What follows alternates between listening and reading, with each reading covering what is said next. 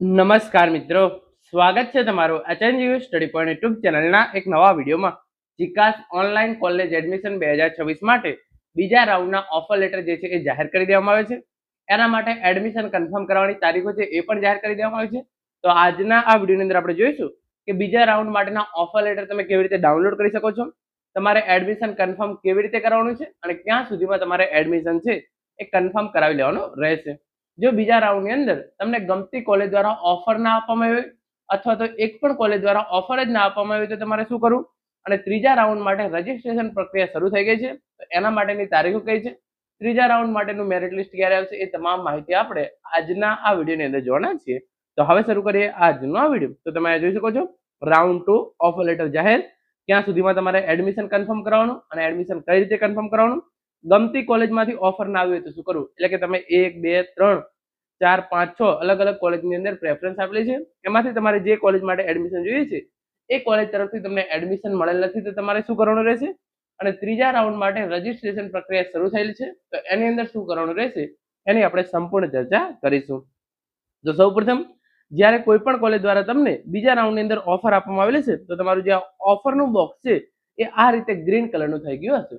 એટલે કે તમને કોઈ પણ એક, તમે કોઈ 5 થી 6 કોલેજ ફોર એક્ઝામ્પલ પસંદ કરેલી છે, 5 થી 6 કોલેજ જે છે એ પસંદ કરેલી છે, એમાંથી કોઈ પણ એક કોલેજ દ્વારા તમને પ્રેફરન્સ આપવામાં એટલે કે ઓફર આપવામાં આવી છે, તો તમારું ઓફરનું ટીક છે એ આ રીતે ગ્રીન કલરનું થઈ ગયું છે. અને તમે હજુ એક કોલેજની અંદર જે એડમિશન કન્ફર્મ નહીં કરાવેલું હોય તો આ કન્ફર્મેશનનું બોક્સ છે એ રેડ કલરનું હશે. તો આ રીતે ઓફર જે છે એ ગ્રીન કલરની થઈ ગયેલી હશે. તો એના પરથી તમને ખ્યાલ આવી જશે કે બીજા રાઉન્ડની અંદર તમને કોઈ પણ કોલેજ દ્વારા જે છે એ રેફરન્સ આપી દેવામાં આવેલો છે.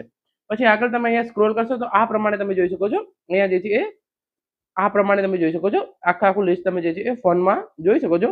અલગ અલગ કોલેજ દ્વારા તમને જે છે જે પ્રમાણે પ્રેફરન્સ આપવામાં આવેલું છે એ પ્રમાણે તમે જોઈ શકો છો કે એનું કટ ઓફ માર્ક્સ કેટલું છે.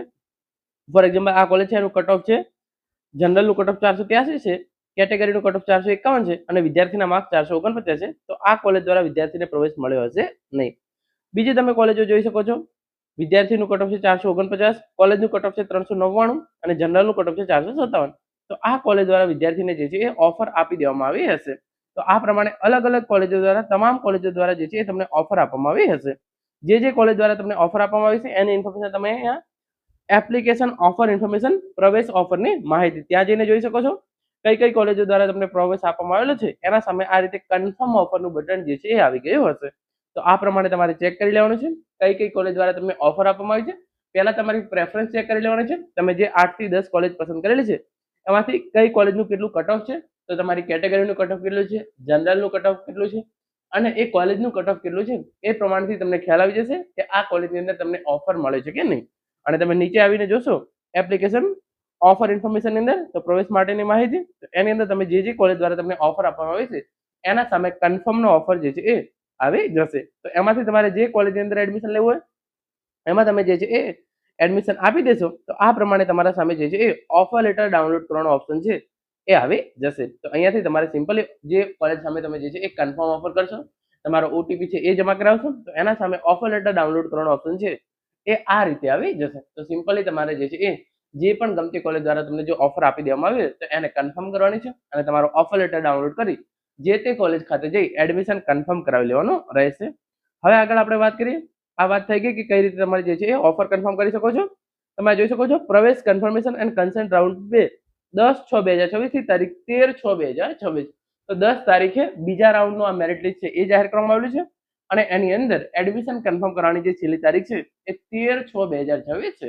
તો 13/6/2026 સાંજે 5 વાગ્યા પહેલા અથવા તો કોલેજ બંધ થવાના સમય પહેલા તમારે જે તે કોલેજ ખાતે જઈ જરૂરી ડોક્યુમેન્ટ, જરૂરી ફી અને એક ઓટીપી સબમિટ કરાવી તમારું એડમિશન છે એ કન્ફર્મ કરાવી લેવાનું છે, જો તમને ગમતી કોલેજની અંદર એડમિશન મળી હોય તો. અને જો તમને ગમતી કોલેજની અંદર એડમિશન ના મળી હોય અને તમે બીજા રાઉન્ડની અંદર એટલે કે ત્રીજા રાઉન્ડની અંદર ભાગ લેવા માંગતા હોય તો સિમ્પલી તમારે કશું જ કરવાનું નથી, પરંતુ ફોર એક્ઝામ્પલ તમે 1 2 3 4 અને 5 આ રીતે 5 કોલેજ પસંદ કરી હતી અને એમાંથી તમને કોલેજ 3 તરફથી જે છે એ ઓફર આવી છે અને તમારે જે છે એ તમને કોલેજ ગમે છે પરંતુ તમારી ઈચ્છા એવી છે કે મને કોલેજ 1 અને 2 ની અંદર એડમિશન મળે તો સારું, તો તમે અત્યારે કોલેજ 3 ની અંદર જે છે એ એડમિશન કન્ફર્મ કરાવી શકો છો. તો કોલેજ 4 અને કોલેજ 5 જે છે એ આપોઆપ નીકળી જશે. પરંતુ તમે જો કન્સેન્ટ આપી દેશો તો તમને કન્સેન્ટ માટેનું એક બોક્સ મળશે. જો તમે કન્સેન્ટ બોક્સની અંદર ટિક કરી દેશો તો ત્રીજા રાઉન્ડ કે ચોથા રાઉન્ડની અંદર તમને કોલેજ 1 અથવા 2 ની અંદર એડમિશન મળતું હોય તો તમે જીકાસ પોર્ટલ પરથી કોલેજ 3 ની અંદર એડમિશન જે છે એ કેન્સલ કરાવી શકો છો અને આ કોલેજ 1 અથવા 2 માંથી જેમાંથી પણ તમને ઓફર આવે એ કોલેજની અંદર તમે તમારો પ્રવેશ જે છે એ કન્ફર્મ કરાવી શકો છો. તો અત્યારે આ તમારે જે છે કરવાનું છે, કોલેજ 3 ની અંદર એડમિશન લઈ લેવાનું છે. જો 1 અને 2 ની અંદર તમને એડમિશન મળતું છે આગળના રાઉન્ડની અંદર તો તમે એની અંદર જે છે એ સ્વિચ કરી શકો છો અને જો એની અંદર એડમિશન ના મળે તો તમારે કોલેજ 3 ની અંદર જઈ અને અભ્યાસ કરવાનો થશે. તો આ પ્રમાણે થઈ ગઈ વાત. જેને ગમતી કોલેજની અંદર ઓફર મળી છે એમના માટે એડમિશન કન્ફર્મ કરવાનું છે. જેને ગમતી કોલેજની અંદર એડમિશન નથી મળ્યું અથવા તો એક પણ ઓફર નથી આવી તો એમને જે છે એક કન્સન્ટ આપી કોઈ એક કોલેજની અંદર એડમિશન જે છે એ કરાવી લેવાનું છે અને ત્રીજા અને ચોથા રાઉન્ડની અંદર ઉપરની પ્રેફરન્સ વાળી કોલેજની અંદર એડમિશન મળે એના માટે જે છે એ વેઇટ કરવાની છે. હવે ત્રીજા રાઉન્ડ માટેનું રજીસ્ટ્રેશન છે એ પણ શરૂ થઈ ગયું છે. તો 8/6/2026 થી ત્રીજા રાઉન્ડ માટેનું રજીસ્ટ્રેશન શરૂ થયું છે અને તારીખ 13/6/2026 સુધી રાતે 12 વાગ્યા સુધી તમે ત્રીજા રાઉન્ડ માટે રજીસ્ટ્રેશન કરાવી શકો છો. એટલે કે તમે કોલેજ જે પહેલા રાઉન્ડ અને બીજા રાઉન્ડ માટે ફોર્મ ભરવાનું જ રહી ગયું અથવા તો તમારા ફોર્મની અંદર કોઈ પણ પ્રકારની ભૂલ હતી એના કારણે તમને પહેલા અને બીજા રાઉન્ડની અંદર કોલેજ એડમિશન મળેલ નથી તો ત્રીજો રાઉન્ડ છે એ શરૂ થયો છે. 8/6/2026 થી એના માટે ફોર્મ ભરવાનું શરૂ થયું છે. 13/6/2026 સુધી તમે આ ત્રીજા રાઉન્ડ માટે જે છે એ ફોર્મ ભરી શકો છો. અત્યારે તમે ફોર્મ ભરશો તો ત્રીજા અને ચોથા બંને રાઉન્ડ માટે તમે જે છે એ એલિજિબલ થઈ જશો. અને તમારી અરજીની અંદર કોઈ પણ પ્રકારની ભૂલ હોય તો 14/6/2026 સવારે 10 વાગ્યાથી 14/6/2026 રાતે 12 વાગ્યા સુધી તમે જે છે એ બીજા રાઉન્ડની અંદર તમે જે પણ પ્રેફરન્સ આપેલી છે અરજીની અંદર તમે જે છે એ કોઈ પણ ભૂલ કરી છે તો એ તમે સુધારી શકો છો. એટલે કે તમારે બીજા રાઉન્ડની અંદર ફોર્મ ભરતી વખતે ભૂલ થઈ છે, તમારી કોલેજ પ્રેફરન્સ આપવાની અંદર ભૂલ થઈ છે તો એ તમામ ભૂલો તમે જે છે એ 14 તારીખે સુધારી શકો છો. તો 14 તારીખ તમારા માટે ખૂબ જ મહત્વની છે. તો આ 14 તારીખે તમારે જે છે એ ચોક્કસથી પ્રેફરન્સ અને અરજીની અંદર જે પણ ભૂલ થઈ હોય એ સુધારી લેવાની છે. તો તમે ત્રીજા રાઉન્ડની અંદર જે છે એ ફોર્મ ભરી શકો.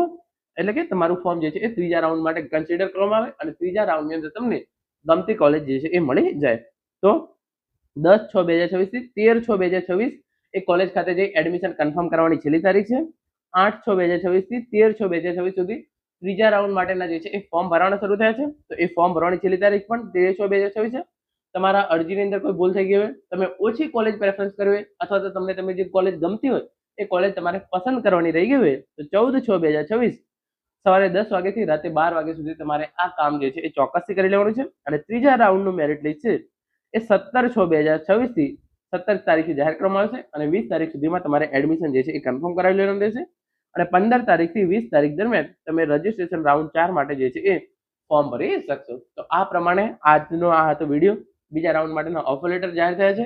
ગમતી કોલેજ દ્વારા તમને ઓફર આવી હોય તો તમારે જે છે એ કન્ફર્મ ઓફર કરી ઓફર લેટર ડાઉનલોડ કરી જે તે કોલેજ ખાતે જઈ કન્ફર્મ એડમિશન કરાવી લેવાનું રહેશે. તમારી એડમિશન પ્રક્રિયા પૂરી થઈ ગઈ છે.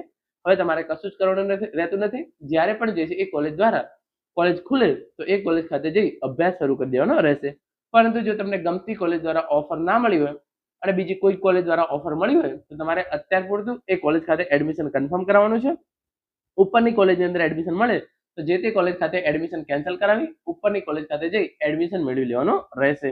અને તમને જો હજુ સુધી કોઈ પણ કોલેજ દ્વારા ઓફર જ નથી આપવામાં આવી તો સિમ્પલી તમારે વેઇટ કરવાનું છે ત્રીજા રાઉન્ડ માટેનું અથવા તો ચોથા રાઉન્ડ માટેનું. એની અંદર તમને કોઈ પણ કોલેજ દ્વારા જે છે એ ઓફર આપવામાં આવશે અને તમે જે છે એ 14 તારીખે વધારાની કોલેજો છે એ પણ એડ કરી શકો છો. તો મિત્રો આ હતો આજનો વિડીયો. આશા રાખું છું આજની આ માહિતી તમને ચોક્કસ ઉપયોગી થશે. Thank you so much for watching.